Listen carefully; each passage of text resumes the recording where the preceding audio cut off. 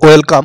আর কয়েকদিনের মধ্যেই রাজ্যের বাজেট অধিবেশন এবং সেখানে যে বাজেট পেশ করা হবে সেখানে রাজ্য সরকারি কর্মচারীরা অধীর আগ্রহে অপেক্ষা করেছে যে বিষয়টির জন্য, সেটা হচ্ছে বকেয়া ডিএ।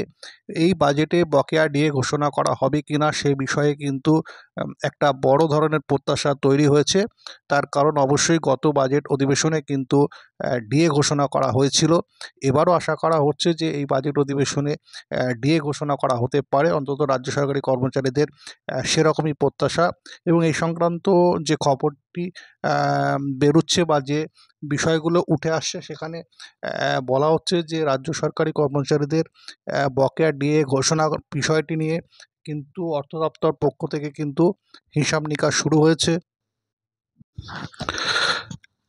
কারণ কিছুদিন আগেই কিন্তু কেন্দ্রীয় সরকার অষ্টম পে কমিশন গঠনের কথা ঘোষণা করেছে এবং তার ফলে রাজ্য সরকারি কর্মচারীরা কত শতাংশ ডিএ দেওয়া হবে এ বিষয়ে কিন্তু অর্থ দপ্তরের পক্ষ থেকে একটা হিসাব কষা হচ্ছে বলে যে খবরটি উঠে এসেছে।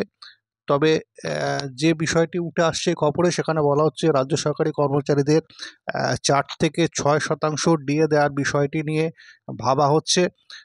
আর কয়েকদিন পরেই বাজেট অধিবেশন, 12ই ফেব্রুয়ারি রাজ্য বাজেট অধিবেশন।